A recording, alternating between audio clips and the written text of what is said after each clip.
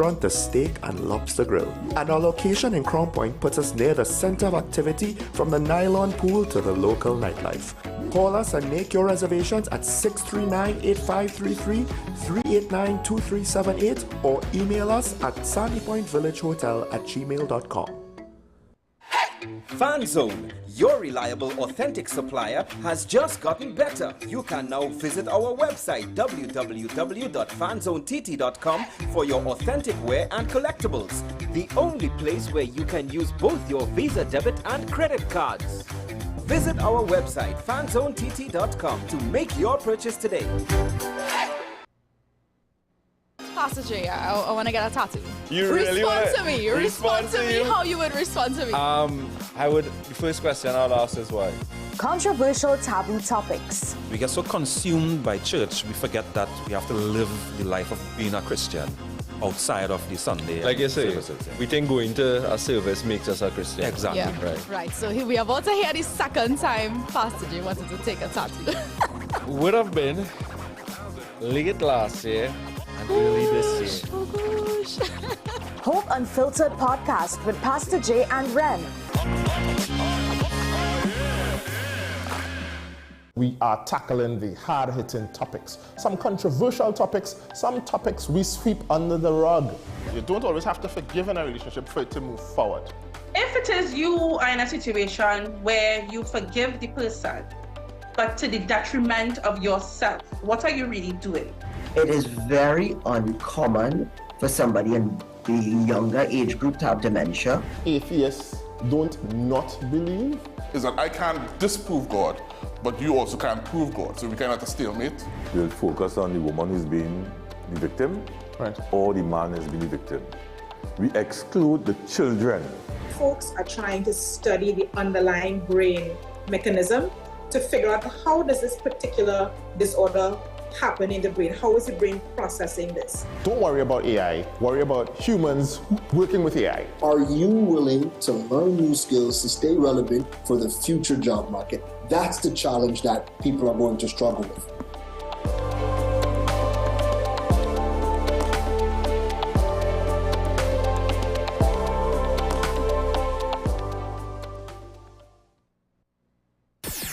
WESN.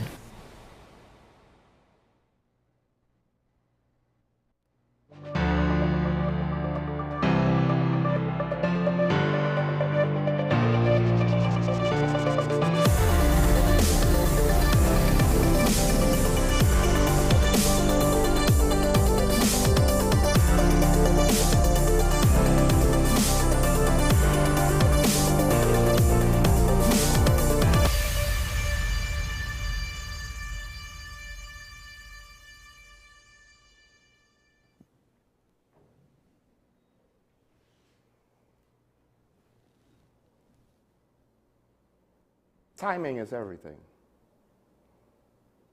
Sometimes it's not a good thing to rush things. Other times, it's not a good thing to be too slow. Sometimes if you try to rush to get your point across, it's not always appropriate. Other times, it's not always effective if you take too long. The nurse or at least one of the nurses that was involved in the death of the unfortunate young boy is coming out to defend herself. And I could understand to some extent she's the nurse, not the doctor. She didn't prescribe the medicine. And there's a part of me that's willing to say, because the Nursing Association, rather, is standing behind her. And I misspoke. They are defending her. But their defense is limited only to the nurse and not to the doctors or any other health practitioners. Now, to some extent, the timing of it, rushing to cover your, or in this case, to cover for one of your members, to what extent does that come across as callous? A little boy died, and let's be quick to say that it was not our fault. Can't speak about the rest of them, but it was not our fault. Now, granted, like I said, I understand on a technical level. On a technical level, they might be very right, and it might be important to get the message out there sooner rather than later, so the narrative doesn't set in and maybe people have already started to question the professionalism of the nurses in particular. I know I had questions on the healthcare system. I don't believe I specified or singled out doctors, nurses, or what have you. But it did point a general arrow in all of their directions.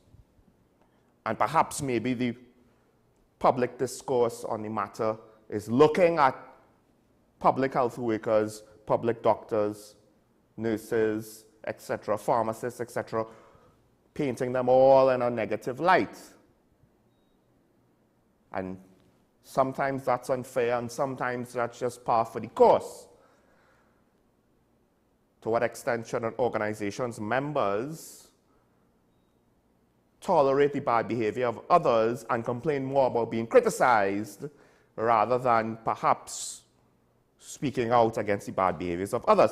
Because that's the thing. It's hard to make an affirmative, strong defense, and I get it, you want to be diplomatic, but the flip side to that is, if you're not willing to name names, to some extent, how much weight are we supposed to put on this? But back to the timing, how callous is it? I understand that perhaps, yes, you might be suffering negative consequences, your members might be suffering negative consequences, but sometimes the negative consequences you suffer in the short term will be smaller than potentially the ones you suffer in the long term, because this rush to defend yourself after the findings of the second autopsy potentially could come with consequences. Either it makes you look callous, and you're already trying to be somewhat diplomatic, but maybe it's not diplomatic enough, and then all of a sudden there's a rift form. Because you're rushing to defend yourself, you're rushing to draw a line between you and whoever they are, the others who you can't speak for. And all of a sudden the others who are not spoken for, but who you are pointing the finger generally towards, they'll start to look at you funny. Dealing with the court of public opinion ain't easy. If it was easy, even a caveman could do it. But generally, they can't. In part because they don't exist, but also in part because even professionals get it wrong, much less untrained people. So I'm not admonishing anyone for not being perfect, but it is what it is. Unfortunately, these type of things are results-based for the most part, so we'll have to wait and see how this plays out. I just found that the timing to be a little bit funny. Because now, it potentially brings the whole blame game up into the cycle. I'm not entirely sure if the rest of the nation, maybe the parents are at that point, but I don't know if the rest of the nation has moved on from the mourning period, from the concerned citizen. Not about the specific case, but the macro situation of it happened. And perhaps still asking questions of why did it happen, and now looking to rush to a defense. It rushes the answer to the why. And when an answer to a question like this is rushed, sometimes it's not the correct answer. It's just the one that whoever is speaking in that moment thinks the public wants to hear, or thinks this is what we could get away with. And that would be a disservice to the whole situation and potentially to your own defense if anyone decides to start to make assumptions about how defensive you're being. And maybe I'm wrong, maybe the timing isn't that bad. Maybe. One thing to point out, some good news from the boys in gray and blue. A used car dealer and a garage operator, that's how it's being reported. Father and son, 50-year-old and 26-year-old, from Patna village up in Diego Martin. They were held for having 6 vehicles reported stolen in recent times. So some of them could have been reported stolen. Well, one was reported stolen in May. I'm not sure about the rest. All the way back in the Southern Division. At the very least, if they can recover the stolen vehicles before they are disposed of in whatever form or fashion, that's a good sign. Hopefully we'll see more of this. But whatever you see, small one-offs of police cracking a case, you have to question, was it a combination of luck? Maybe the criminal did, a lazy slip-up, or maybe a rival reported them in order to get rid of them. Ultimately, we need to see sustained delivery, sustained investigative results in order to say that it's not those things, that it's not just the criminal slipping up or somebody snitching for their own criminal financial benefit, as opposed to plea agreements and confidential informants. But while I'm on the topic of police, apparently somebody, it was reported who, I just want to double check who it was.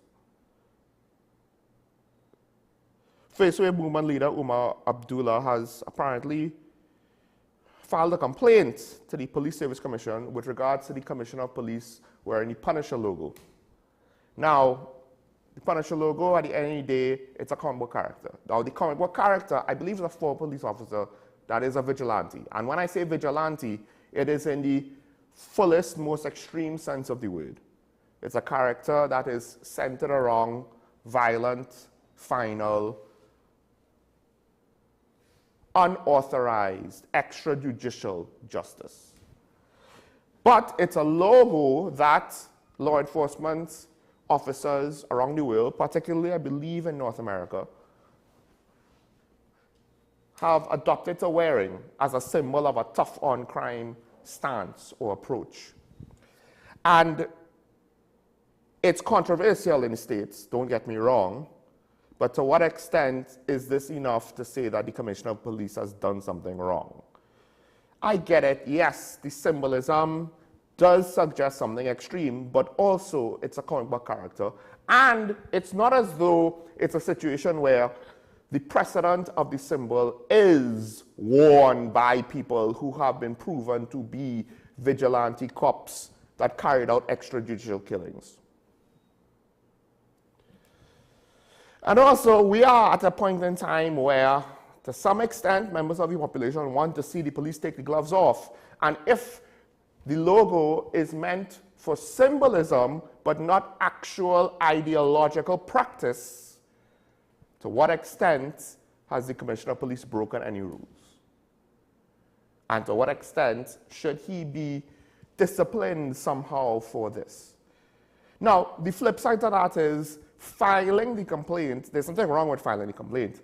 At times, it's good to have these things brought before the governing body in order to make an affirmative decision on it, as opposed to just kind of like ignoring it and hoping nothing bad happens.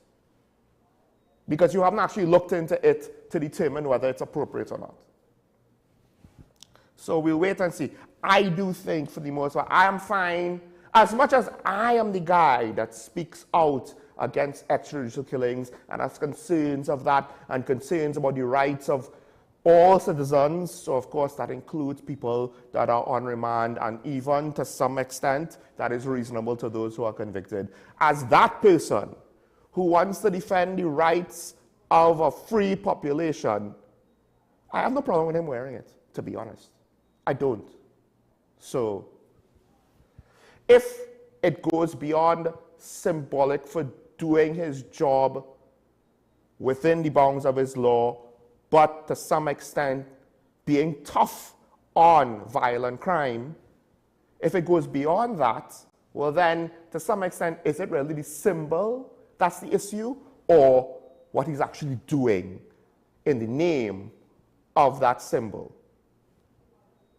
And to some extent, would you really need the patch to do those things anyway? But again, it's not as though there's a totally negative precedent set on it. So that's why. If it was something different where it was shown that vigilante cops only wear it, and most, if not all of them, were convicted for extrajudicial killings, then it'll be a little bit different. But I don't believe it's that bad just yet. Now, there's water disruptions in North Trinidad. A 30-inch transmission line was ruptured, right, to the El Socorro booster station. It was repaired yesterday at 4:30 p.m. The station was restarted. It may take a little bit longer. I don't think, depending on how widespread the disruption was, that all of the lines to the extremities may have been repressurized by now. Maybe they have, right? So hopefully if you got water this morning, I guess you should more or less be confident that the problem should be fixed, right? It was repaired. So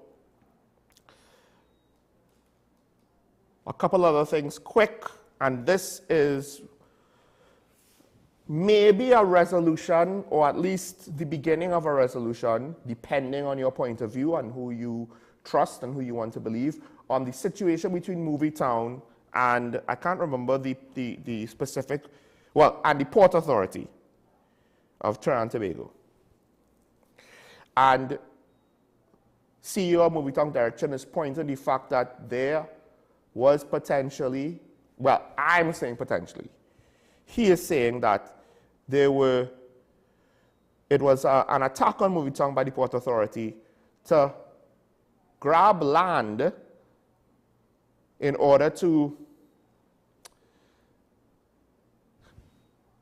sell it off.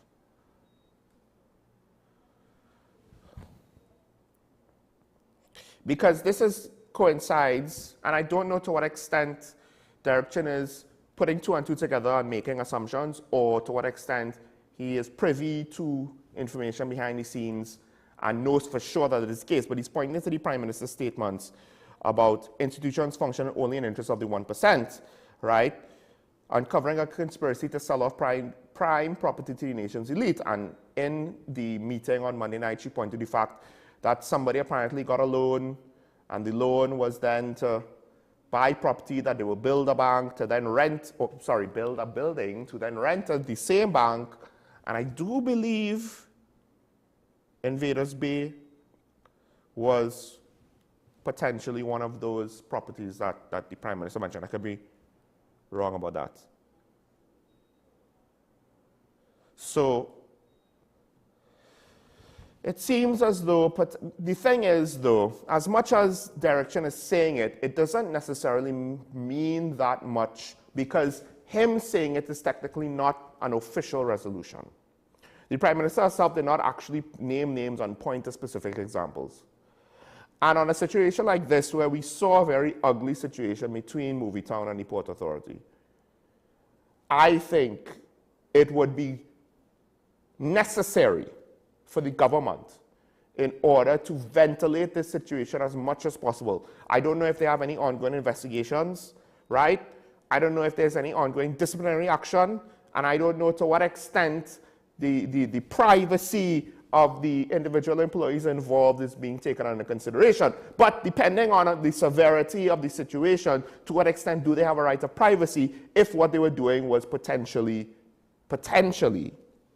illegal, or at the very least potentially immoral, and potentially it might not be corruption, but it might be something beyond the pale for society.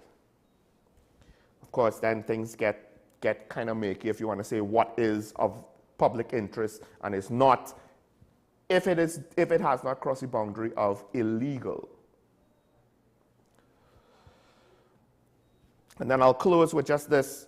Jaylene John is saying that they will have a clear timeline for Tobago Airport handover by mid-August, being the line minister, the Minister of Works She is still the minister overseeing the airport project until it is handed over to transport, and that is not a good sign. Now, she did say, the report said, quoted her to saying the runway still has to be paved and then handed over subsequently. I don't think it's the actual runway that is the takeoff and landing runway, because again, the whole point of the project was we had a pre-existing runway. I believe it would be the taxiway from the terminal to the runway, because if you've flown to Tobago recently, you know, when you've landed, you've gone past the new terminal. Unless we're getting larger jets than we've ever had before, and maybe that is the case, then I can't remember if they're supposed to be, but I don't believe they're supposed to be a runway extension. So it could just be the taxiway, but that's still not necessarily a small set of paving to do. More importantly, it just makes the whole opening of the airport before Dr. Trolley retired, it makes it even more apparent that it was a publicity stunt. And if your concern is legacy, well, this is not the way to cement your legacy. Because if the current administration wants to put their stamp on it, I guess you always run that risk, right? But rushing into a project that isn't finished and then say, look what we did, that's kind of especially since building the airport might not even be half the battle of having the new airport. Right now, the success of the new airport depends on the current administration.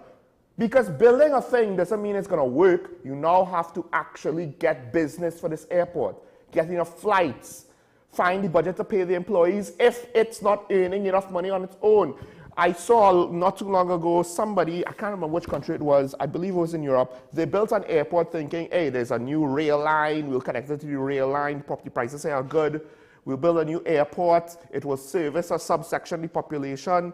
I think it might have been in Spain. The long and short is, to some extent, a combination of factors caused that airport to essentially no longer be viable. And I think it was bought by an airplane manufacturer to be like a maintenance facility. So let's not think that airports will automatically succeed. It will have some success if we just transfer all operations from the old terminal to the new. But if we only operate on the scale that we have been for the last few years, then that amount of money spent for a terminal that size, that has the security and safety risks that it has, will not be justifiable. All right. We will wait and see how that turns out. The fate of the airport is technically in the hands of the UNC. So much for Dr. Keith Rowley's legacy. Let's take a break. When we come back, we welcome the good lady and speak about, continue discussion on the first 100 days, her perspective on the current government's performance. Sean Michael Small, this is Talking Point on WESND Content Capital. We'll be right back after this.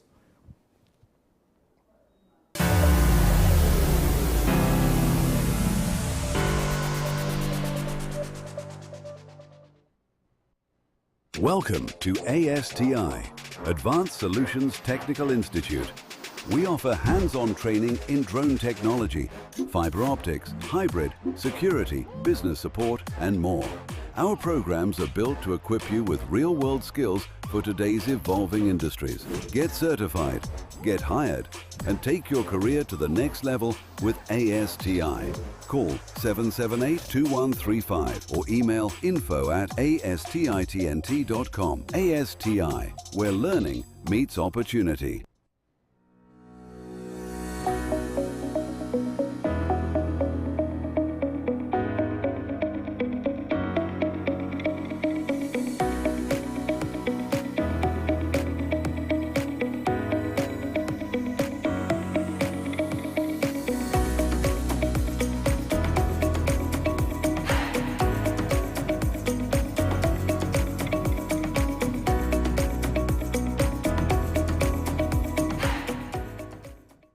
KDM Health Limited says, test yourself for STDs in the privacy of your own home.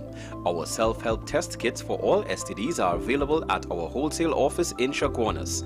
Call 283-1423. Visit our website at www.kdmhealtht.com. or email us at kdmhealthlimited@gmail.com to place your orders. Available at all health institutions and pharmacies. Contact us for a free list of products and prices.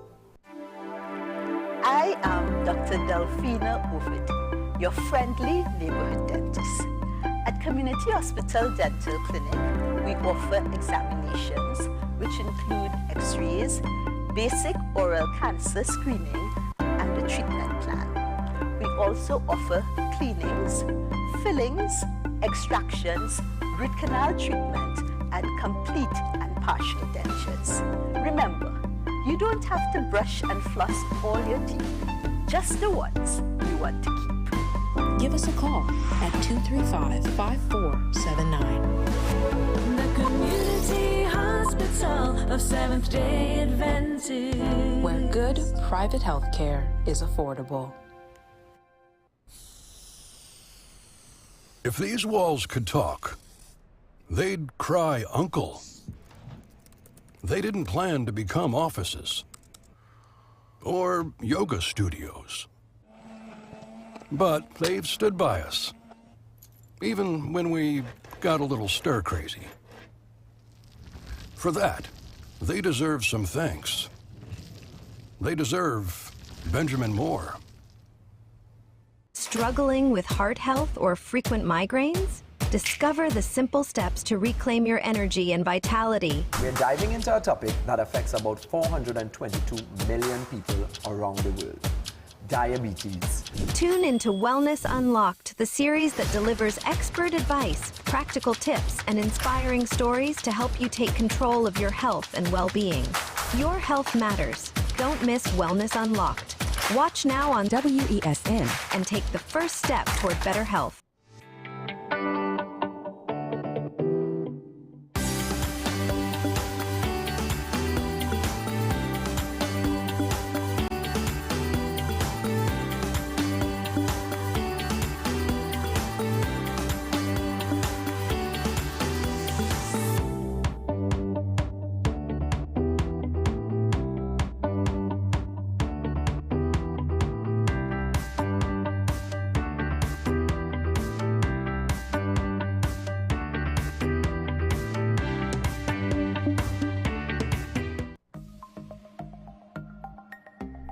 Knowing how to tell authentic is as easy as 1, 2, 3. Find it, match it, search it. Step 1. Find the style number on the tag. Step 2. Match the style number inside the jersey with the number on the tag. Step 3. Search it.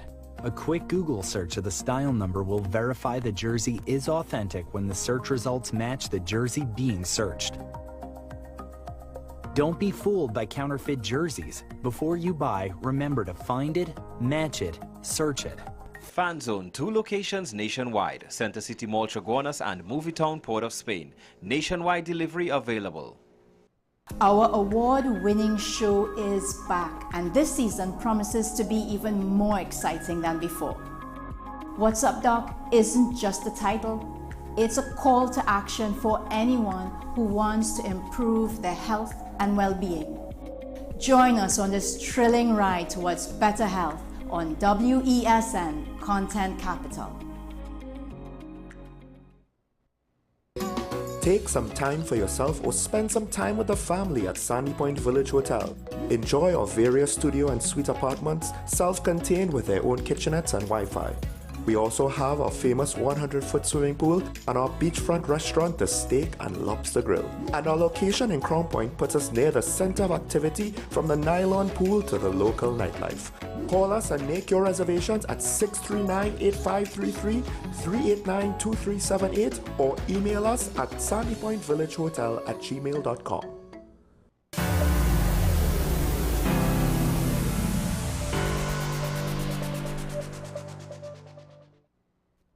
I'm back here and talk about the WSND Corner Show. Michael Small joined by Karen Shara, the good lady herself, who is here to give her insights, her opinions on the first 100 days. And let's just say, so we got one perspective yesterday. Now we are potentially going to get a different perspective today, looking at it from a somewhat of a different lens. And of course, let's not accuse the good lady of being biased, because she's proven at this point she had no biases for nobody, right? That's all right. But I do have a bias. People have turned out to be. Well, there you go. So, Karen, welcome back.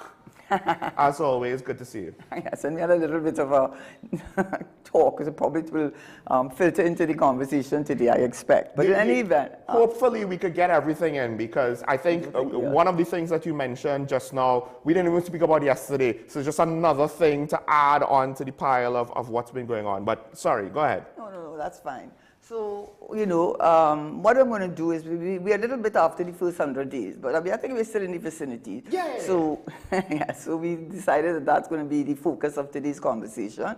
And then because the economy is really high on the agenda, and, you know, the time frame, and also my having been in that type of portfolio, I really want to focus on that in terms of my perception or my view of where we are going in terms of the direction that this government is taking us in. And so first I will have to say at the very top of it is that there's no, what does 100 days mean? Because 100 days you certainly cannot achieve or execute most of your programs, although she has done that in many cases, surprisingly, but she has. But I mean the Prime Minister and administration. But the fact of the matter is that the first 100 days is really setting the tone of what you expect or the direction that the government intends to take, what its priorities are, its leadership style, and its ability, very importantly, to execute plans. Because I think we've had enough of delays. That has been the story of the past administration. So I think what you want to focus on is building that trust and confidence in your administration, because essentially what you have is a social contract between the government and the citizenry. So it's very important that we do that in the very beginning. And what I will say before I look at the first 100 days of this administration is unquestionable that what they met when they came in was, I mean, challenging, does not even begin to capture what they had to do in terms of the economy. There's no question about that. Just to put some, you know, some sort of putting flesh on that statement, some of the things that we use as macroeconomic indicators, and which I would say there are two things I would tell people to look at. There's a business article by GMMB looking at the economy and where it's going. I think it's a very good article. And Professor Dr. Roger Hussain, who was looking at the imposition of the new tariffs, and he's looking back at other factors. And I think those are very, I thought them to be very helpful. So you're going to focus on the economy. So one of the most important, or I should say the critical macroeconomic indicators that you look at to determine how well an economy is doing. So we can start with the foreign exchange position, and that is, I mean, there's no question about that. What has happened in terms of the foreign exchange. We have gotten from a position, I think, in certainly by 2011, we had about 10 point something billion US in foreign exchange. And in fact, the last figure, GMMB wrote an article, and every month it's going down. Now it has reached, I think in June, 4.866 billion. So when they wrote the article, it said 54% decline. It was 5.57 when they wrote that article. In May, it went down again, and by June, according to the central bank, it's reached 4.86 billion, and that is coming from a figure of over 10 billion, 10.459 billion in September 2015. And that's very, very worrying, because we import so much, even in the manufacturing sector. You know, all the machinery, the equipment, the raw materials, that is coming in and it's imported. So, you know, when we talk about the manufacturing sector serving the country, because the non-energy sector is not doing as well, mainly on the price, but mainly on the production level, which they expected to go up by 2027, what you have to realize, even when you look at that, you have to understand that they are important. And that's what Dr. Hussain's article also does say, you know. We are importing a lot of our, the materials, the raw materials that are used in the manufacturing sector. You have to take that into account. And so there's no question about that. Then we look at which is what he looked at. He said, you know, looking at the foreign exchange reserves. At that time, I think it was in the vicinity of 5 billion. And then looking at how much we have borrowed on the external market. When you borrow on the international market by way of bonds, which are really debt that you are acquiring, supposedly for developmental purposes, but in our case, it was used, as the records will show, for recurrent expenditure to pay salaries and social benefits. That is what it was used for. So it didn't have to grow the economy. And when you look at it, there's an article by Joshua Simangal, written about a few months ago, and he looks at what has happened with regard to our external or foreign debt. Looking for the article right now. But actually I took it down, and what it says in terms of the external debt, he says that we have acquired, I'm looking to see, I probably all these pieces of paper, but excuse me for that. I just wanted to make sure that, yes, he said the external foreign debt has surged. He said as of 2024, Trinidad and Tobago owed in TT dollars 77.9 billion in local debt and 37.5 billion in external debt. He says that means that our external debt is 32.5% of our total debt as of 2024. He said the external debt grew from TT 13.8 billion in 2015 to 37.53 by 2024, an increase of 160%. Now, why does that matter? It matters a lot, because what had happened, I know when I was in the administration of Mr. Manning, so I can't help but say that that's the fact. I did know that we had very low external debt. I think it was about 6%. And yes, and I asked, why are we not so low? Well, one of the reasons it was borrowing anyway on the international market is for the sovereign rating by Standard & Poor's and also by Moody's is important for just to keep your credit kind of active.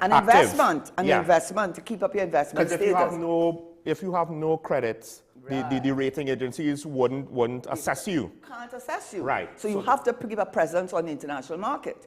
But at the same point in time, you don't want to incur too much foreign debt because you have to pay it back in US dollars, right? So it was 6% that's how I recall it. It was so low, it was 6%. And that was the explanation I was given. This last government, look at what they have done. So when Dr. Hossain in his article spoke about what the real state of play is, he says if you put the external debt, which is going to have to be paid in US dollars because you went on the international market several times, and you put it against the foreign exchange position, which we are now in, and in fact, when he spoke, it was 5 billion, not what it is today. He said it was a negative $865 million. Of course, you don't pay back your bond in the first year. So, I mean, you have to put that in account. Bonds are for about 10, 15 years, and then you have to pay them back at the end of what you borrowed. But during the period of the bond, you have to pay what they call the coupon rate or the interest rate.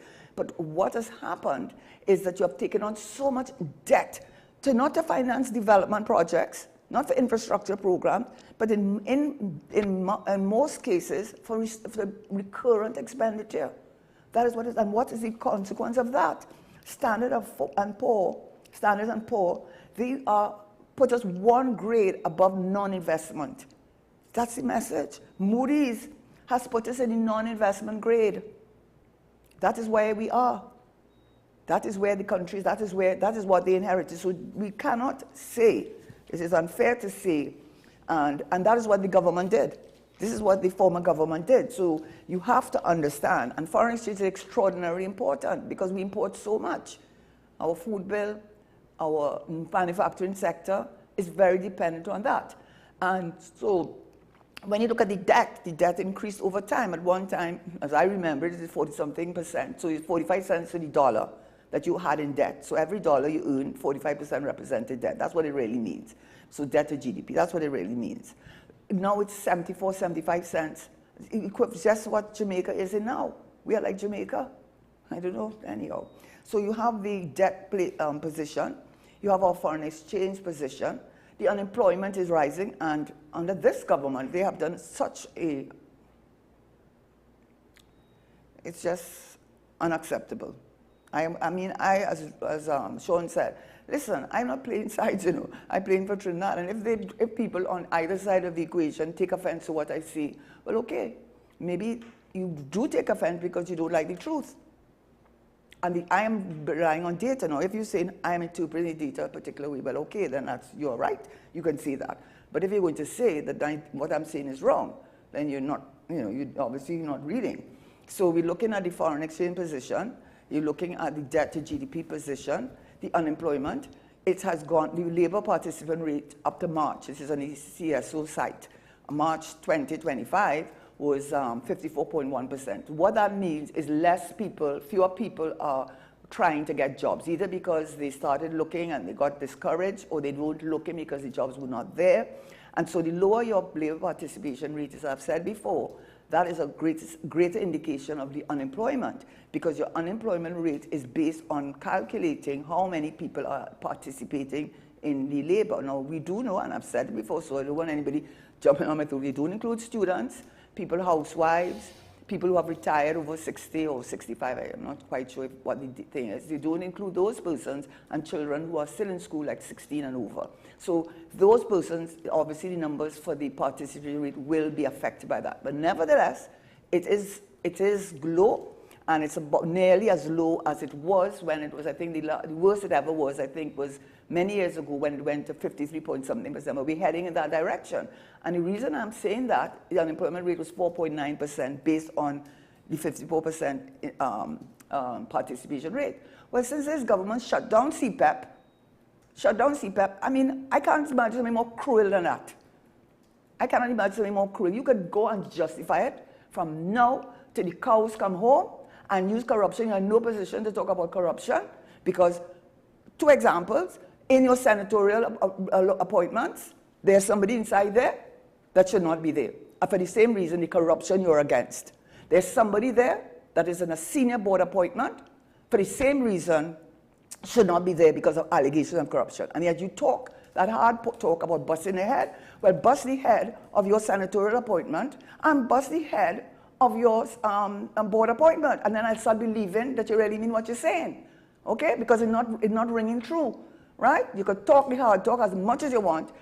Your results matter. And I am not seeing that. And I am seeing it because I have been inside there. So sometimes people will say, you know, the reason I could say it with such, you know, feel this sort of conviction. Conviction is the word. I'm saying it with such conviction and control. It's because I've been inside there, so I'm not wondering if they could do it. I know it happens. And another example. So let me just say, 100 days, no question what they meant, no question what they meant. But they're not making it any better. I mean, you know, you went into a corporate thing and you won. Yes, some people stayed home. The PNM people stayed home. But a lot of people believed you.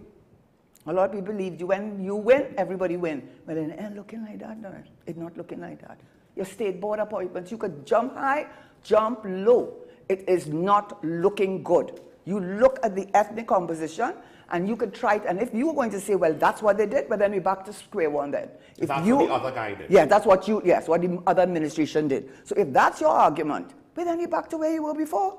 In 2005 and the period 2010, 2015. Same sides. Yeah. Same sides. Yeah. And different sides of the same coin. I have an expression I was going to use, which is a French expression, but we use it in English, in our English to be dialogue. fair, I don't think I ever heard that expression. Well, that's before. unfortunate for you. I am so uncultured. Huh?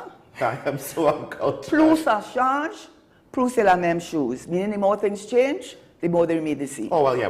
Well, that's what they say. That's the equivalent thing. Anyway, we adopted it. But the point is, you are not in a position to say anything because you campaigned. Your central point in your campaign was inclusion. That was what you said. That is what you said. And I'm telling you, that is not how it's panning out. Let's look at you talking about the currently workers and nothing. When you were there, I went back and looked at it before I came on the show. 2005 to 2010, is that when they were there? 2010, 2015. 2010, 2015, yes. Sorry. I did look up that period. When you removed, which was a good thing, removed that provision that said when the person who was given the currently, because they were the farmers on that plot, when that period ended, it would revert back to the currently limited. You remove that provision so that you could sell it and other persons could help, which was a good thing. And then you also said you would not limit it to agricultural or sugar producers. They could go to commercial. Well, they had a field day. And look who bought those lands. They bought it up in several acres of land. People who supported your administration, you can guess who they are. So when you come in now to hand out lands to colony workers as if you didn't know that that happened when you were the Prime Minister. When you allowed that, and when you were the Prime Minister, and coming now to do as though whether you're righting or wrong. There's something not right about that. And how you could be in less than in 60 days to put over 11,000 people on the breadline, people who are the most vulnerable in our society, and using the excuse, smoke and mirrors excuse about corruption. You cannot talk about corruption. You cannot talk about it, madam. You cannot talk about it. Right? And using that thing, when you have people suffering, these are the people at the bottom of the barrel, and you are making them suffer because you're using the excuse of corruption, and then you should use the same excuse for these colony workers. Do not play both sides. Right? Because you are not living up to what you promised. And you do not like what I'm saying, but it is true. And many people are thinking what I am saying. Look, you got booed when they call your name in town for the pan thing. Because they're seeing through it now, and they're so disappointed in you, madam. They have social media platforms. People don't have to rely on what they say in the papers anymore, you know. They got social media, and they can read what is going on. They can make their own assessment, right? So how you're playing colony workers one side, and you're suffering poor people like that. So the next figures that are going to come out, based on what you have done, and you did it in less than 100 days, that is moving like you move fast. And if based on that, the labor participation rate is going to fall to what it will probably be the worst one that we ever had, and the unemployment rate is going to rise because you have put over thousands of people on the breadline who can hardly afford that. If you want to say you're going to restructure, and matter of fact, not even restructure it, bring it back to its original moorings, which this past administration did not use it for. They use it as a way of getting their numbers for political means. If you do it for what it was really meant to do, right? And give people an opportunity, be sure that you have a kind heart and that you care about the people and you're not playing sides, which you seem to be doing already. I mean, that's if you don't, I mean, it's that, and then you run now to set down the TTRE. Why are you going to rush to do that? The first thing you did, who is benefiting from that? The PSA don't want it, right? But it's not only there, you think the poor man affected by that? He is not paying tax. He's not paying tax. Yeah, the tax brackets for most of the poor, they don't have to pay tax already. They don't, so they don't even come into the picture. Who it is think you benefited from you doing that? The PSA who didn't want it, right? For whatever reasons they had, which were not, I don't think was in the interest of the country. And the private sector who did not want it, all those chambers who do not want it and remain silent on the issue. And also the persons who are high income earners. That is who you eased up. Passing that peeling that fast in a blink of an eye. And then you're pushing that stand your ground law, which I will not go into today. But it's enough to raise issues regarding that. And we are not Florida, just by the way. Just by the way, we are not Florida. We don't have the demographics of Florida. But you're rushing to pass that, and it's not looking good. What you want to tell me? Okay. No, sorry. I just got a notification. Yeah. And I lost track of things overall. I'm so sorry. I got caught up in the conversation. Well, I got caught up in Karen's presentation. Oh, okay. Yes, go ahead. I'm listening. Well, look, since I have unfortunately caused a break in the flow, let's take a break right now, and when we come back, we'll continue the conversation. My bad. Stay tuned. This is Talking Point on WESN, the Content Capital. We'll be right back after this.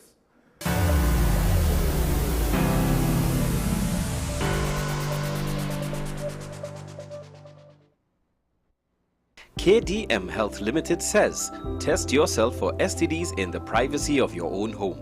Our self-help test kits for all STDs are available at our wholesale office in Chaguanas.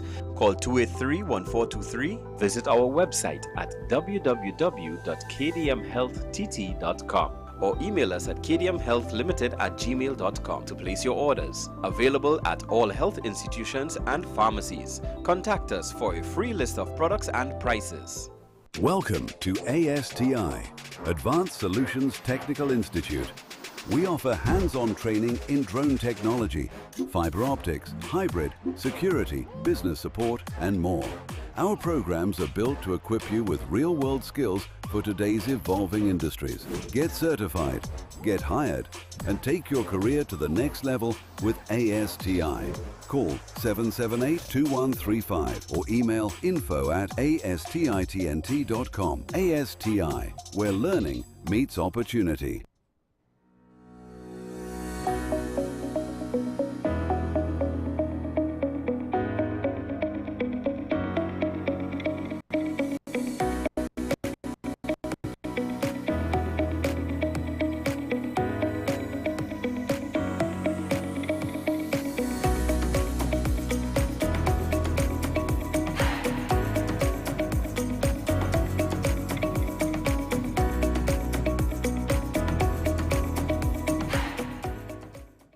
This is 10 Questions. I'm Andy Johnson. The distance from where we should be in the world in going forward on our commitments with climate change. The effects of climate change that cannot be accounted for, it's called loss and damage. And we're seeing loss and damage happening so much more in this decade and the previous decade. The principal term there was this question of the correspondent banking issues. That is why we're trying to build capacity with this country here, Trinidad and Tobago, and other countries in the region. Man is not showing any signs of stopping or even slowing down. More than half of the forest in Trinidad is already gone. All the plants and all the animals and all of the nice clean water and fresh air and everything had to be on this planet for humanity to have a chance. We have small change when it comes to countries that can take decisions, and when they speak, the world listens.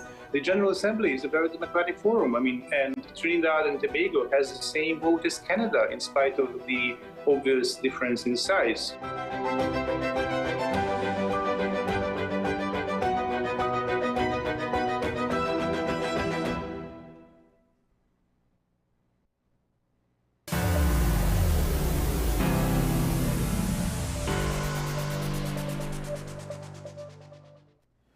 I'm back here talking about WSND Content Capital, and I just want to say this up front for people who might disagree with Karen's interpretation of the data and might think that she is misinterpreting things, misunderstanding things. Here's the thing.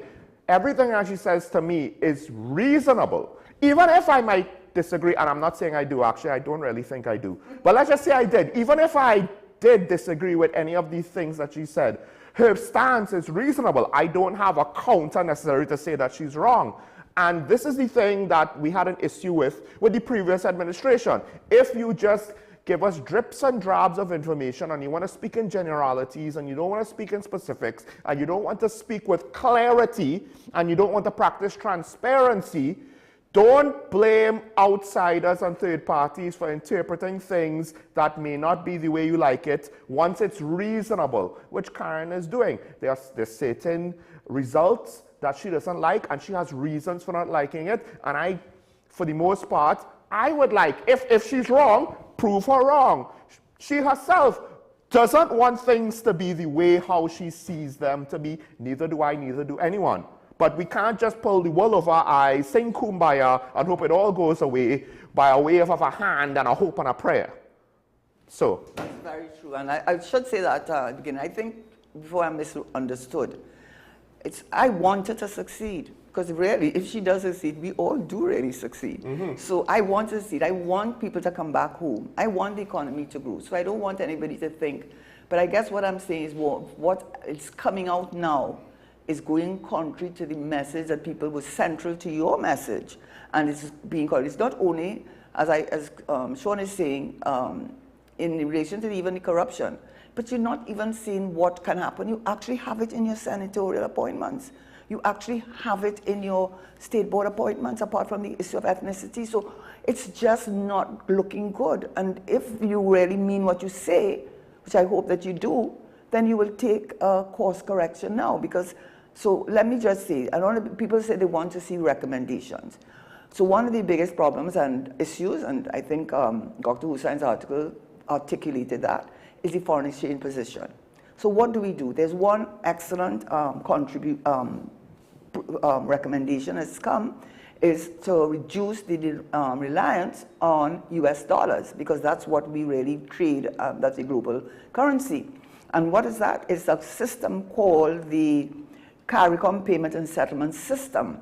And there are 4 countries participating: Barbados, the Bahamas, and all Eastern Caribbean territories. Their banks, their central banks, are participating. And what it allows for is for you to trade with each other in each other's currency. So, for instance, if Barbados buys from something from Trinidad, trades with Trinidad, Trinidad pays them in Barbados currency. And if Barbados it goes the other way, then they pay us in Trinidad currency. And what that does is reduce reliance on the US dollar for trade purposes, but it also helps to build the CARICOM. Like the Eastern European Union were able to do that, and that is what it does. And he said that they had an African meeting, I think in about a month ago, Afro-Caribbean Trade and Investment Forum in Greendot, just a few weeks ago, and they launched what they called it mimics the Pan-African payment and settlement system. And it's being used in Nigeria, Ghana, Liberia, Gambia, Guinea, Sierra Leone, Kenya, Zimbabwe, Zambia, Djibouti, Tunisia, Egypt, Comoros, Malawi, Algeria, Rwanda. And we have now adopted this platform as a pilot project. And so it helps with day-to-day transactions. It helps reduce the reliance on the US dollar for purposes of trade, and it helps to build up the CARICOM trade as I think they're all benefits. In fact, it bypasses, from what I understand, I believe it bypasses foreign currency. What it does, the correspondent bank. I did a lecture some years ago, whatever you want to call it, on de-risking. And what it says is one of the big problems, and sometimes it's good, because they, to send money to the US and to get it back, you have to pass through a correspondent bank, which is a US bank in most cases, because we're normally going in that direction, right? Whichever the banks are. And what they're saying is that these banks the correspondent banks are moving out of the region, and not only are they moving out of the region, because we are vulnerable and small in terms of their business profile, in terms of the risk profile, they are being a bit, they're demanding more from us, and it's making us vulnerable. They have removed, which may be a good thing, a correspondent bank relationship from from what I read, from many of the so-called, they're casinos, but they call it private member clubs. Right. Right, they had concerns about it, which is a good thing. But it also delays payments, and it's costly, right? So the de-risking that the US is taking from the global financial meltdown is another initiative why we should join it. And what they said is that the pilot project builds on a success proof of concept earlier this year between the Central Bank of Barbados, Central Bank of Bahamas. The ECB is now collaborating with the Committee of Central Bank. Anyway, what they're saying is happening. Caribbean Central Bank. Yeah, and when you say Eastern Caribbean, you're talking about Barbados, you're talking about Antigua, Grenada, St. Vincent, a lot of countries you're talking about. But what I also want to say on that is that it also says that we have to join the Afro-Exim Bank. Yes. Right? And all these countries in the Caribbean did do that. And what they hope to do, we'll have trading between Africa and the Caribbean. And this is what came out of the trade agreements. This is what came out. They said in the trade forum, closed with $300 million in deals. And all of those were countries, or I should say, that are participating in this project. Right? They have come back and they gave you details of the kinds of investments they've seen. They've seen US 100 million from Bahamas, 50 million US in education for St. Kitts and Nevis, and on, and Barbados, 61 million for the suites in Hilton.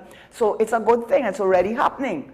It's already happening. So there's no question that we should embrace the opportunity with Africa. And what you heard from the Central Bank Governor of Hawaii, he says he's interested in it. But I hope he moves from interest to taking it on board, because just 1 minute, I just want to say this. Because we have moved on board with India. We moved on board with India, and good things seem to be coming from it. Trinidad and Tobago hails that meeting, and they've said there's a lot of promise, the laptops, trade, providing us with seeds for agriculture, so many things that they have indicated that they will provide to Trinidad and Tobago. So while we build that relationship with India through Prime Minister Modi's visit, it's clear that building that CAPS arrangement, we call it a CARICOM, there's the term CARICOM, let me get the correct term, CARICOM Payment and Settlement System. If we embrace that, join the African Exim Bank, then we can also get many benefits from our relationship with Africa as we are doing with India. One of the things that you pointed out is the international trade system with the financial regulations kind of slowed things down. And one of the interesting things about the African version is, I believe the main reason why they did it is for speed. It has also the benefit of bypassing foreign currency requirements to be like a third currency to conduct the trade in, because the PAPS itself kind of oversees the transaction, ensures that the buyer has the currency, sends the instructions to the seller's central bank, and then collaborates or sends instructions to the Exim Bank to finalize the payments and settle everything. The key is that they bypass foreign currency, and they could do it extremely fast. 24 hours to get it all done, because they pre-approve part of the process. That's the whole function, to kind of get it accelerated. And that may actually give them a competitive advantage as a trade partner compared to other markets. Yeah, but I don't want you to underestimate the thing about reducing reliance on US dollar, because what they said in an article in the Central Bank of Barbados and Bahamas have successfully processed a cross-border payment using their respective currencies without the need for an intermediary currency. Yes. They said, speaking the express business, key stakeholders hear this as a significant breakthrough, emphasizes its potential to help Caribbean community CARICOM nations trade with less reliance on the US dollar and other third-party currencies. They noted that this development paves the way for greater financial independence in the regional trade. A representative from Trinidad and Tobago's central bank was present to witness the real-time transactions as this country looks for solutions to ongoing challenges in accessing foreign exchange. So a lot of it is just let me finish this part. This CARICOM system is designed to facilitate real-time local currency transactions across the CARICOM region, aims to reciprocate the similar thing that was brought in, that was developed in Africa through the African Union and the African Central Banks, which enables instant, which you are seeing, cross-border payments in local currencies across African markets. That's what it does. So they're hoping the same thing will happen with us. This successful live test between the Bahamas and Barbados was cited as proof of the possibility for a more integrated and self-reliant regional financial system. So they're both important. And so we would like to think that with the foreign exchange being such a critical issue, less reliance on all the benefits that come from this, which have been tested in the Caribbean already, working in Africa already, we need to get on board. And there's something to be said, just by not having to rely on a third currency, right? The transactions now, potentially within the Caribbean and with African markets, are not going to be affected by availability and the market forces with transactions to, say, North America or other parts of the world where you might still need to use US dollars, right? So there's some benefits of it just isolates that ecosystem where we could just try and deal with our balance of trades with each other and not have to worry about, then availability of US on the international market and all of that jazz, right? So that's what's happening with BRICS. Remember with BRICS, what they do now, and they've had more members join in BRICS. It's called a de-dollarization, but it's really to allow these countries to have financial independence, to reduce the use of sanctions as a weapon of compliance by the United States, reduce having to borrow from the IMF. And so Russia trades with Brazil, and Brazil, like for example, Brazil trades with Russia in their own currencies. So that means that you're not going to have that heavy reliance on the US dollar as the currency of trade. So if our problem is not to pull out, get rid of the US currency, no, we're not saying that. But if it's to reduce reliance on or to reduce the impact on our foreign exchange reserve position, by doing that, well, we should encourage it. I will say this, there is a chance that if certain trends continue to certain eventual conclusions, not guaranteed for it to happen, right? But I'm talking about certain US domestic policies that can't have it both ways. The de-dollarization of global trade might actually happen over time regardless.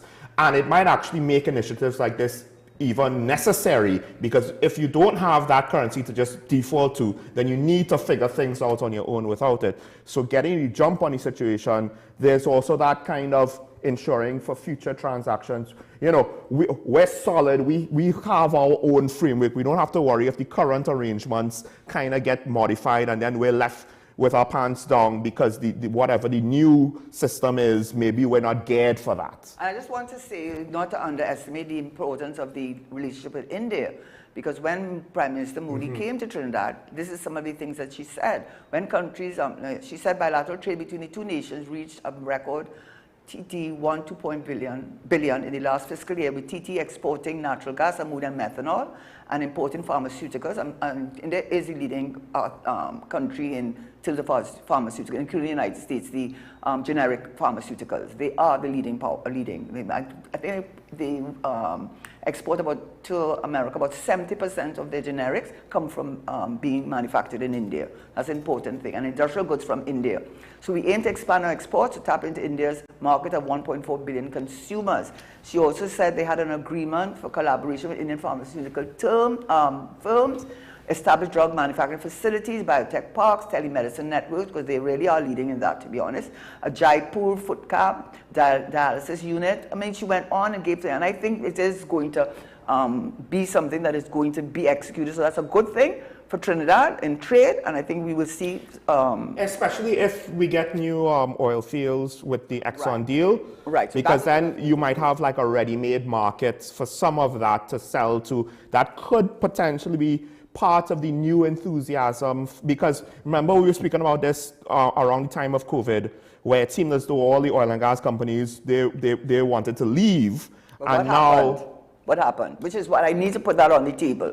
So it's a good thing, and even Dr. Hussein's article, which I keep referring to, but I think it was very helpful. What he said is that with the tariffs, now that tariffs came in since they have been in government, right? The 15% tariffs, which came in, I think, last Thursday. And we export a large, I think he gave the figures, ammonia and methanol.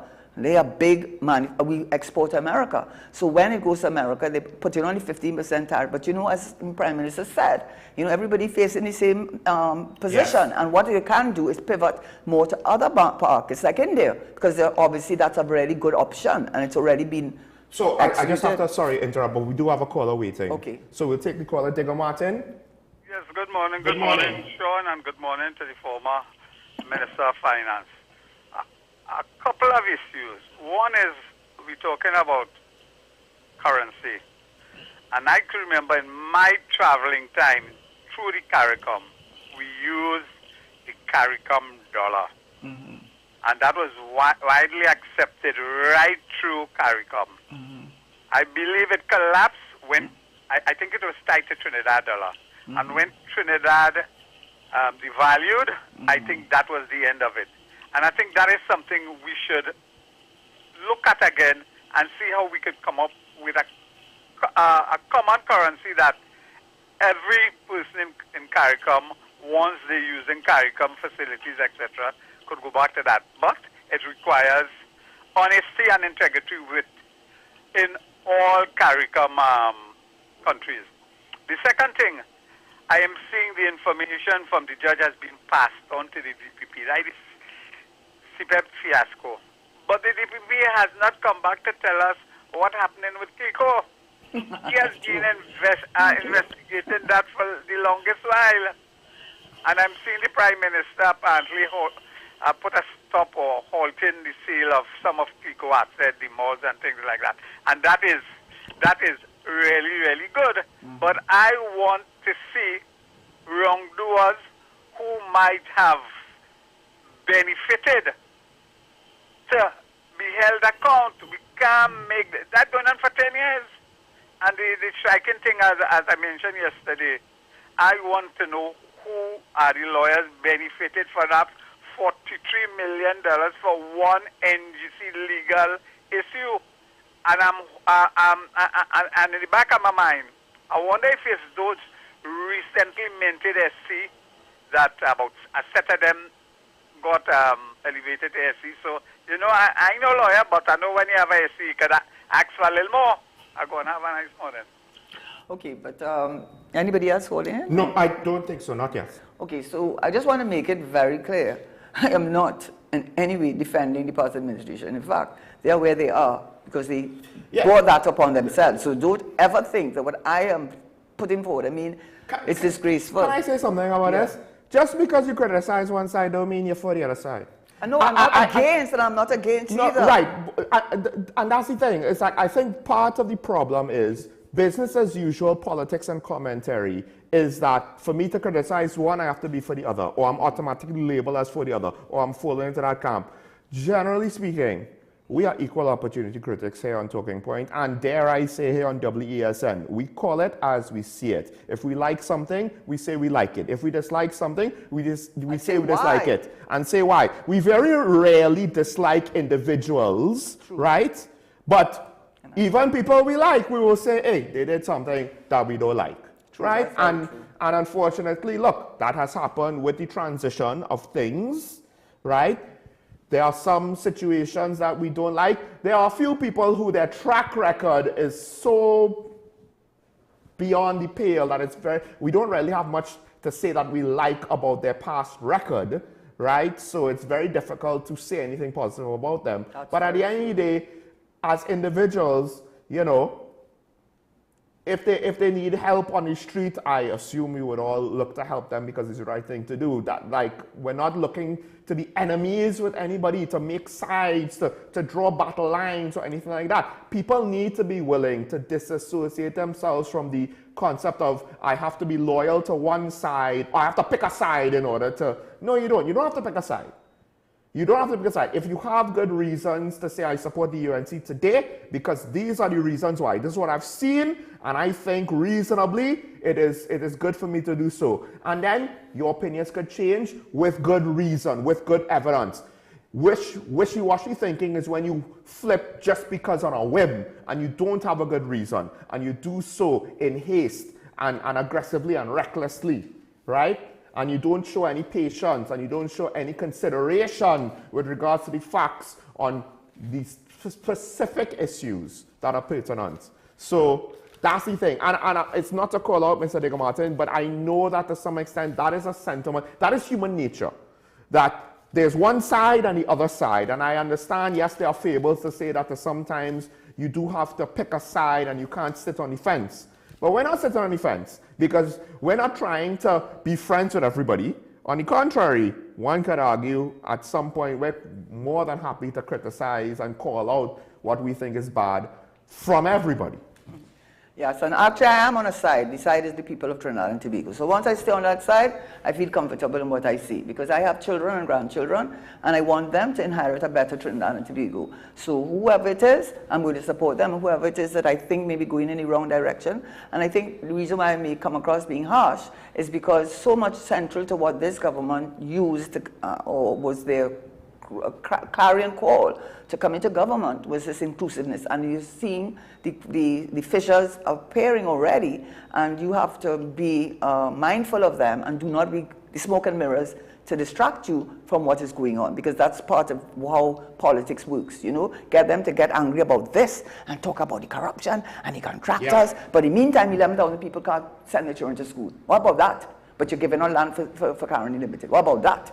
Right? So don't come at that with us. So I already said one of the things reducing the foreign exchange expenditure is that program that has been adopted in many of our CARICOM countries. And I think we should look at it seriously. It's a good program, but we'll have to join the Africa Exim Bank and we trade more with Africa as we are going to do with India. And I support that. The other thing I would say is that...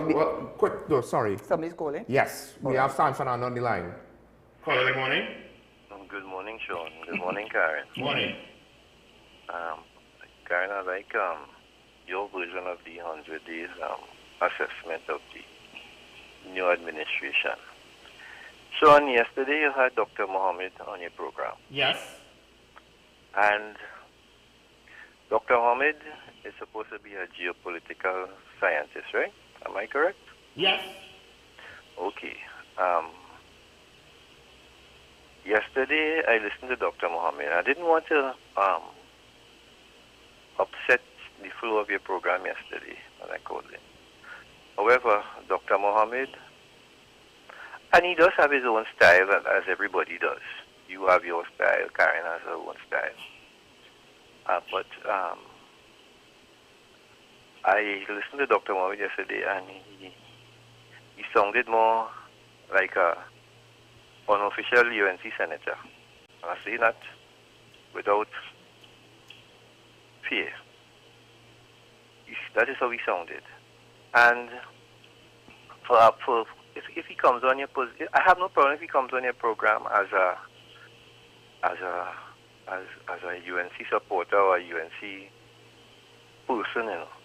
But if he comes on your program as a geopolitical scientist, he needs to have a balanced position, which he didn't have yesterday, right?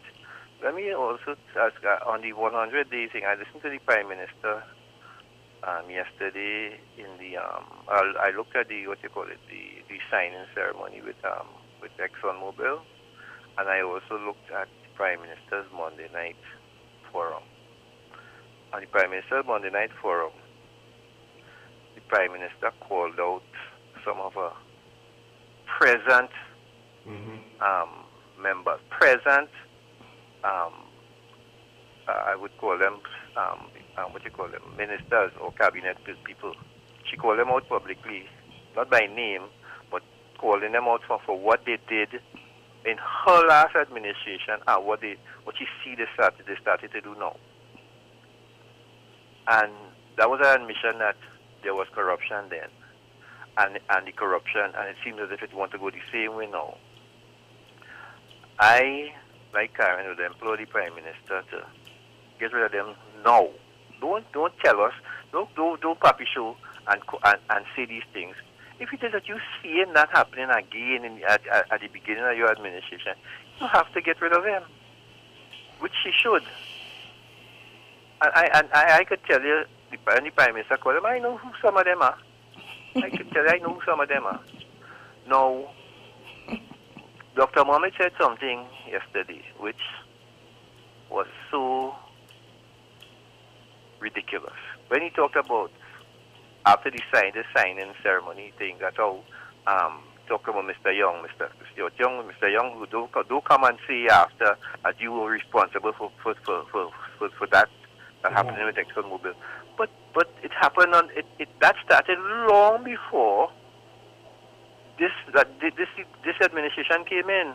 I am telling you, right now, Sean, I know people in Houston, who are in Houston right now, go to training to set up this office because they were actually we don't understand how long this thing was happening, you know. They are in Houston right now going to set up an office, this office for ExxonMobil for Trinidadians.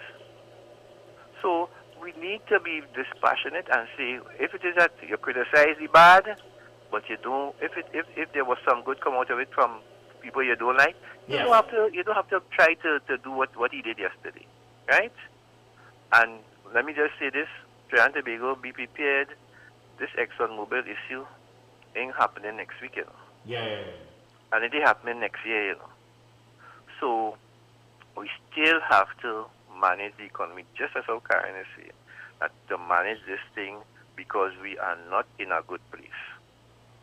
And things are still going to get, all the government can try to do is stabilize for the meantime, but things will get a little tighter until 2027 when we start to get a little extra foreign exchange. And I hope for this, when that time comes, so if this thing is acted fast upon, we should, in 5 years' time, we might see some benefit from this ExxonMobil deal. However, I think we need to look at down the line, and I hope Karen could suggest some stuff like that.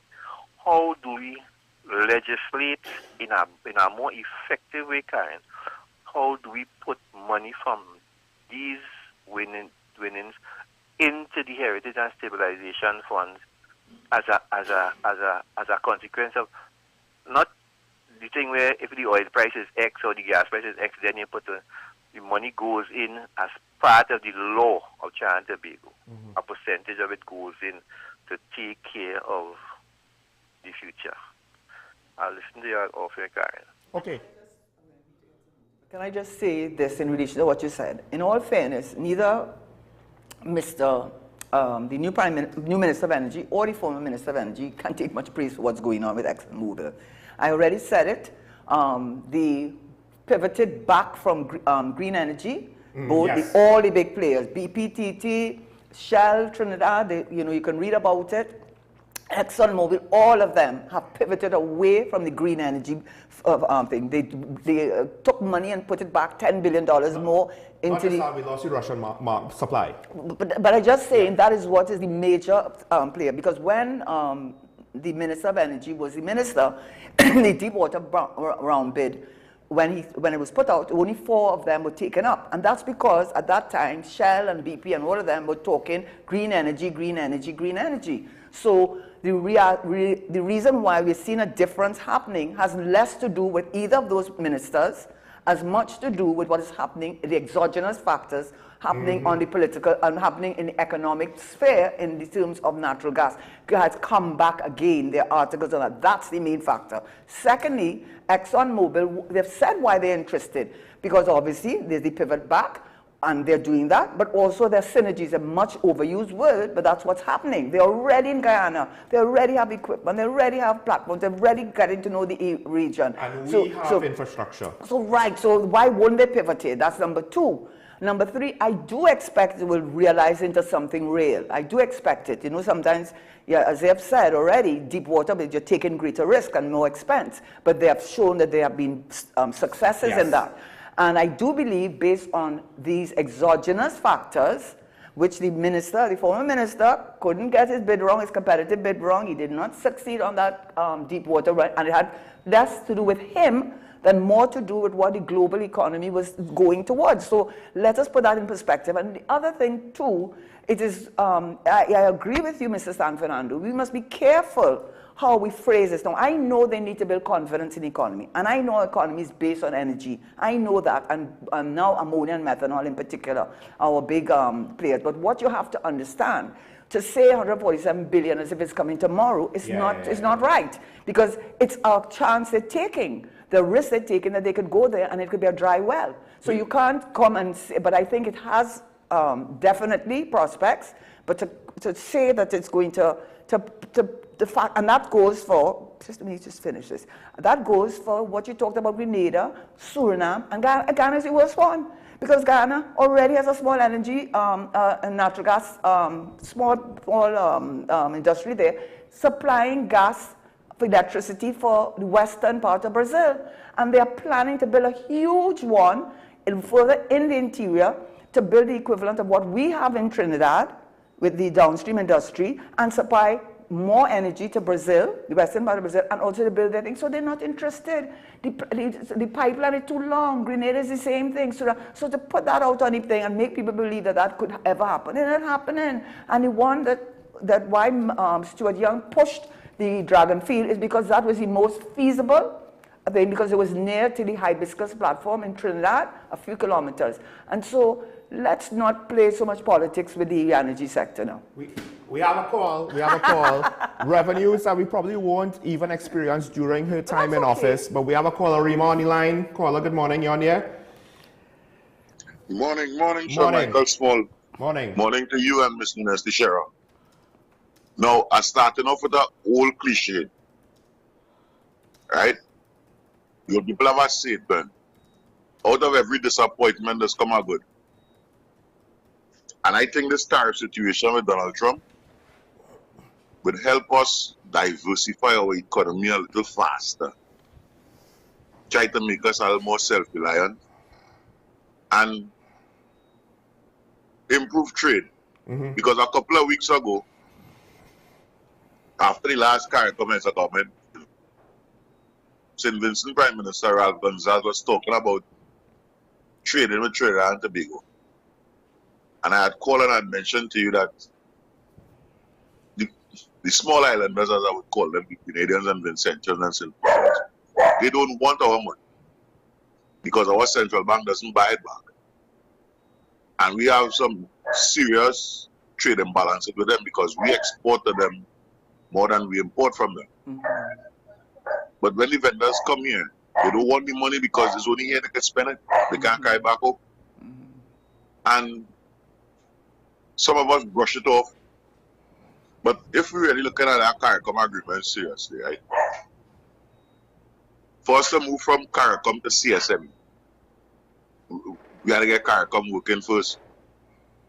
That's one of the major problems with it. Now, in going forward, I like the Prime Minister's plans. And I only hope that, as she put it, because she said, if you could find one smooth road in Trinidad and Tobago, tell me so I could go and drive on it now. And she was right.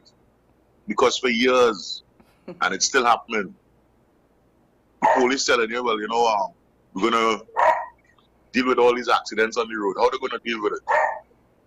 Roadblocks, check your vehicle, share more tickets. For me, that is not the idea. The idea is to fix the road.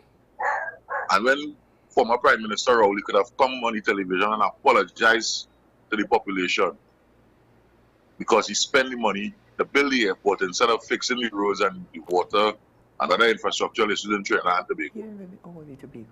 He would have known to himself that my time short. Yeah.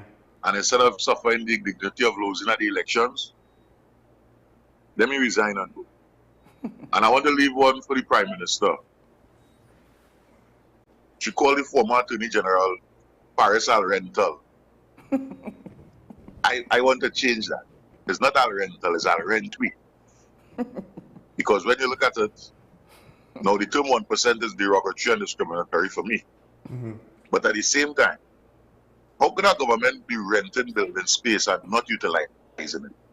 And then coming to tell you, well, you got to pay more for water. They might have to pay more for the electricity or tighten your belts. And they wasting money. The legal fees fiasco, it didn't start now because if you check back under the last administration with Mr. Prasad Bissessa, 2 lawyers, Mr. Ramdin was one of them. They benefited from state briefs. Money. She man Calco as the main contractor for everything.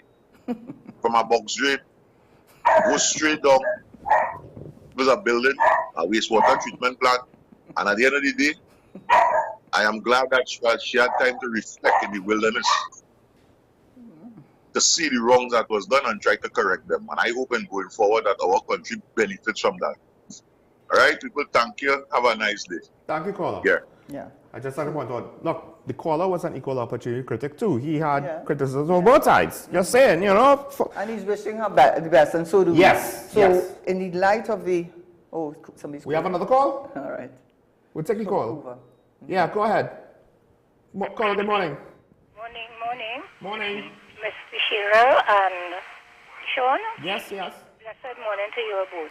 Yes, this morning, I am pleased with Ms. Karen with what you said this morning. And I wish that the bloggers who comes out and cuss people when they talk the truth about what is going on and what was passed, and I hope they would have heard you this morning. I really want to tell you thank you for explaining that gas problem and all these things. And these people who are home, who was fooled with the code yellow, right? Fooled. And they vote for them and now they're whining and dancing. And the word bust your head, and she called out people. It's Saddam. You remember, Ms. Nunes, when Saddam, the one from Iraq, wherever it is, they remember, who he told them to stand up. And those who were not on his side, they disappear. And that is what she do now. So is this Saddam Hussein what they have here? Is them prompting she to play Bajan. But they have find a mess because she have the country confused. Nobody don't know what she mean. And you're talking about all who you think. 2 people she's supposed to get rid of is Jolene John and Munilal. Have a nice day. Thank you, caller. All right, I'm not going down that road because I'm trying to keep on the straight and narrow in terms of being productive and not being for the country. So I was looking at what are the recommendations. So I thought that CARICOM payment settlement system is an excellent idea for the reasons that have already been outlined. Yes. I also think this is one of the things that I think we need to really pay attention to. The Fair Trading Commission needs to do its work because, I read this article and it's really worrying to me, How could you, the monopolies, you have a Fair Trading Commission Act. You have that, and it's there for a reason, to prevent anti-monopolistic behavior that crowds out any other person who wants to compete. I read it in the newspaper, and I would like to think it was correct. They said 7 of the 10 persons in Trinidad, and I think it's across, that's a global correct statement, that 7 are dying from non-communicable diseases, high blood pressure, diabetes, kidney disease, cardiovascular disease, all these things, and a large part of the reason is the diet. And the worst thing for you in terms of diet is fast food. Yet you have a monopoly. Reduce those franchises. I said it so many times, I don't know how many times to say it again. They are eating your foreign exchange up, and you're getting, what are you getting back for it? Low-paying jobs, people who are now suffering from non-communicable disease, and raising your health budget. How much of the health budget is going to pay for the medic pharmaceuticals and generic drugs and the treatment for all of these? Because there's a long-term disease. People live for a long life with diabetes and high blood pressure, but my goodness, it costs a lot. And I'm not saying it's only fast food, but why are you adding that into the equation? It's bad for the health, bad for productivity. Dr. Carl Theodore has written about that. So it affects your productivity of your country. It affects your health budget. It affects the health of your nation. And it's eating up your foreign exchange. And what is the worst part of it, Sean? Because this is the thing that really bothers me, is it himself, it's conflict of interest. The same persons who have the monopoly in the franchises in this country, right, are the same people who have the monopoly in the pharmaceuticals. So they are benefiting from you eating all these things, so then you have to come and buy their medication, and you get it in the generic market. What is the government? This government has a right now to close. There are licenses that are granted. Let us start having our own doubles franchise. Doubles is a fantastic thing. I mean, everybody loves doubles. I can't think anybody don't love doubles. Why Jamaica could do that with a party, and we cannot create a franchise in the Caribbean islands as well as in North America, which they have done in the areas where they have a large Caribbean diaspora, right? Why can't we do that? And they even there must be a way that Carrick and them can work on. Why can't we do that? Why don't we do that? And shut down all of these franchises that are making us sick, causing, and then coming now you have to take their medication, and the wholesale price is unregulated. And so they're telling you that's why the price is so high. How can a government, and that's what the first administration allowed. That's why they're in trouble, you know. That's it, you know. So I am asking you, Prime Minister, if you really mean to deal with the issues, I am asking you to take, as Jamaica has done, let us cut down the amount of fast food and franchises in this country with low-paying, no-end, dead-end jobs. They're not helping to grow your economy in any way. And deal with the monopoly in the pharmaceuticals, which is himself, and we are suffering on many levels, including having to put so much of our budget into the health sector. This is not right. And that's why the former government is where they are today. So please, try your best to deal with that. I'd like to say, first of all, Trini Food is basically content for online videos by foreign YouTubers. So much so that the last one I saw, I believe it was someone in England, in the UK, and they went so far as to say, not even the rotis that we make up there. No, you have to go to Trinidad to get a roti in Trinidad, because it's different in Trinidad. Yes. This is the comment. She said if aliens invaded and they needed a reason to not destroy the human race, she said send them to Trinidad, give them a roti, and say any race that could create that is deserving of survival. No, it's vegetarian. Doubles also. Everybody I've never loves seen doubles. a YouTuber try doubles and hate it. I mean, never. Why are we not doing something about that? Why are we not doing something about that? But I'll say this, with regards to monopolies, it's not just the fact, because some people will think, oh, if I have a monopoly in an industry, I keep our competitors in the industry. It's not just that. They crowd the economy so much that they kind of inhibit other industries, not just alternatives to their products, but even unconnected industries, because they're fighting to keep market share and space and revenue. That is not right at all. And I just want to say on the fact of the homestead, it is a good idea. It's excellent. Don't go and try to shut down something that's good.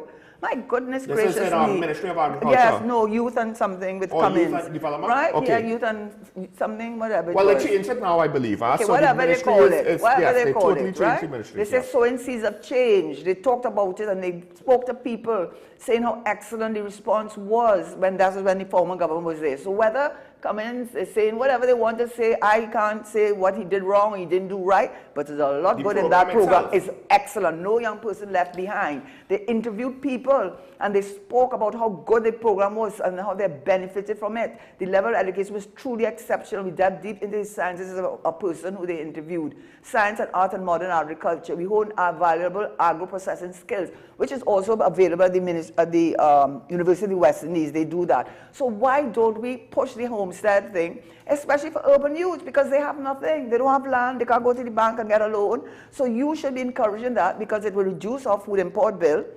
It will take young people off the streets and not only going to agriculture, but from what is it, the expression, from farm to table or whatever the expression is. And then start exporting. You need a brand. You need to build equity. You need a package. You take a Coca-Cola, I'll use that as a good example. If you put a Coca-Cola drink in a glass and you ask me how much it's worth, you'd probably say 5 cents, you know. But that same Coca-Cola in a Coca-Cola. To me, without the brand. 5 US, 5 cents US. But if you take that same Coca-Cola and put it in the Coca-Cola bottle with the brand, that price go up about $1, you know. You know what you're buying? At this point in time, they have branded, they've created so much equity and packaging, and so much goes into that part of the agribusiness. So we need to encourage the homestead program, expand it, make sure you execute it, and pay a lot of attention to the agribusiness, especially at UE, which when I looked at their, what you call it now? Their program. Okay. They talk about marketing, agribusiness, so they're in tune to what needs to be done. All it needs is execution, and we reduce our import bill, we'll be able to export to the upmarket, which is one of the last things I'm going to say, because I know we're running out of time. From the farm to table, we should encourage within the agri-business, yes, the organic sugar and cocoa, but go upmarket, value added. The same way we went with natural gas and did it with Point Lisas, with ammonia and methanol. We can do it with cocoa and sugar, the rum-based products. We can do so much, but what we need to, and coconuts. Coconuts are making a big comeback, you know, with candles and perfume and soaps, and all of this is upmarket. You know what people are paying for that? So you have to look at creating a branding within the economy that is upmarket, catering to the upmarket and the pan industry too. We need to look at that, and I'm going to have to stop because I'm going to cough my way on this. I'll just say, if I could, I would have a farm to table business. I would put my money where my mouth is on that. So it is what it is. I won't spell it out because I don't want anyone to steal my idea. Now, all I'll say to wrap up is, yeah, because I love my idea and I don't, other people can do similar. No. So all I would say is, I don't think the Prime Minister was speaking about the same people on Monday night. I think there are people from the previous administration that have baggage, let me put it that way. And I think what you were speaking about is some of the young politicians who are new to the game, because you said you would have never lined with these people before. Why are you lying with them now? Right? So you know.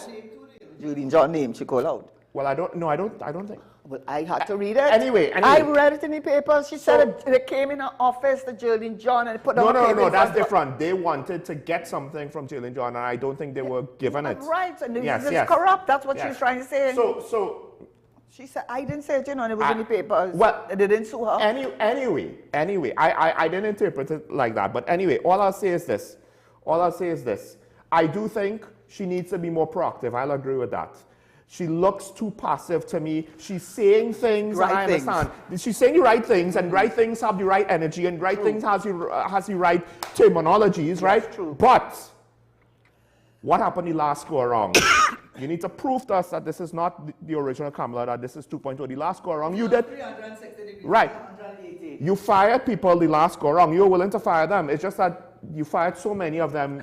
I started to question, you know, is there something wrong with the process of who you're hiring, not necessarily the fact that you just have a couple bad apples, right?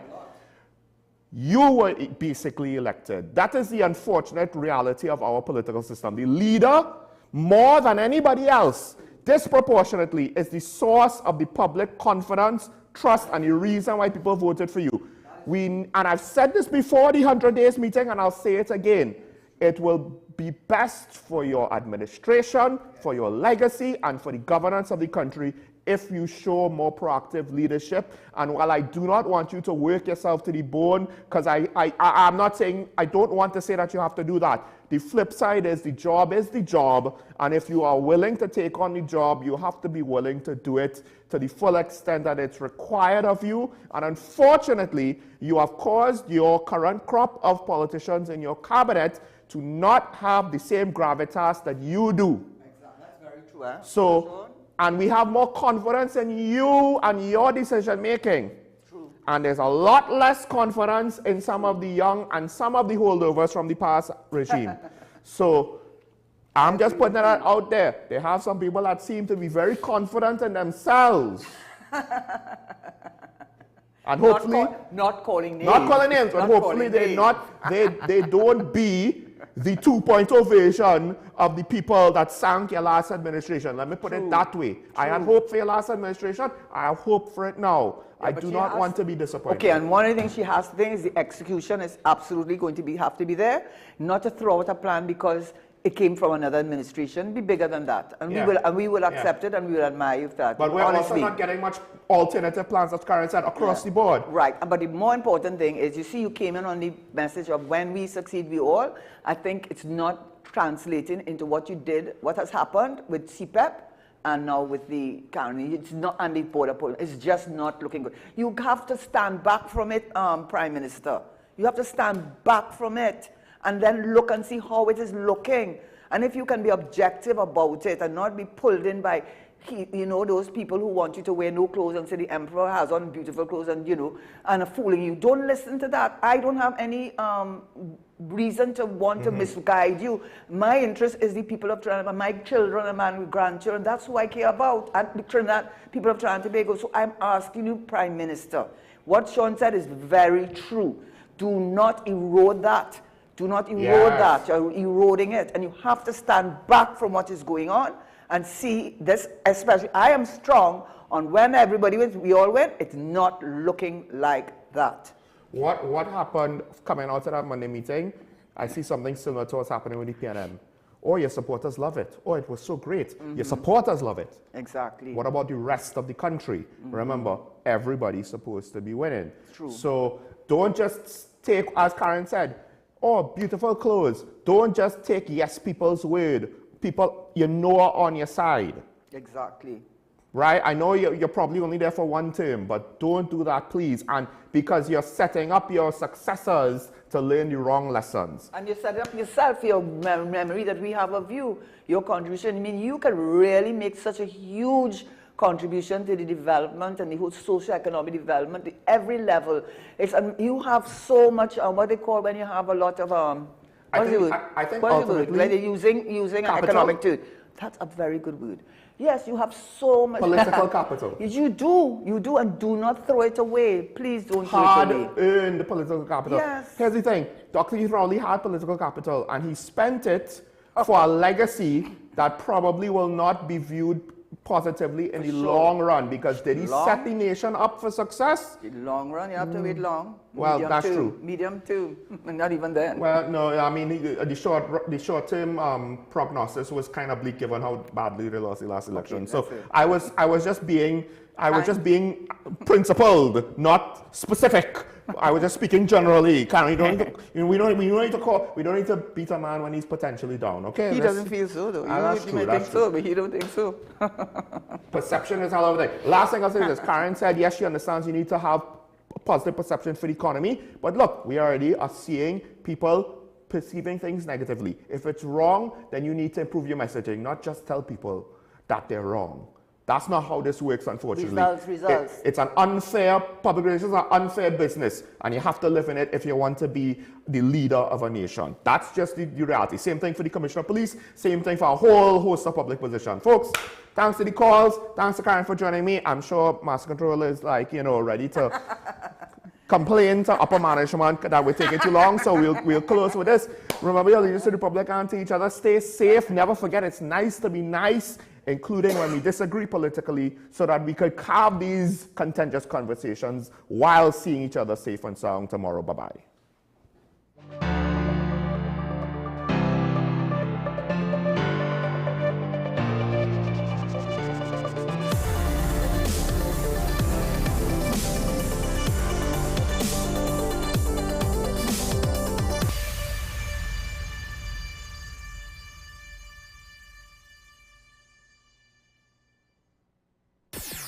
WESN.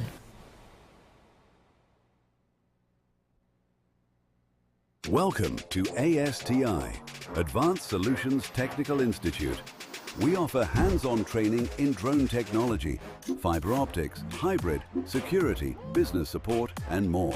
Our programs are built to equip you with real-world skills for today's evolving industries. Get certified, get hired, and take your career to the next level with ASTI. Call 778-2135 or email info@astitnt.com. ASTI, where learning meets opportunity. KDM Health Limited says, test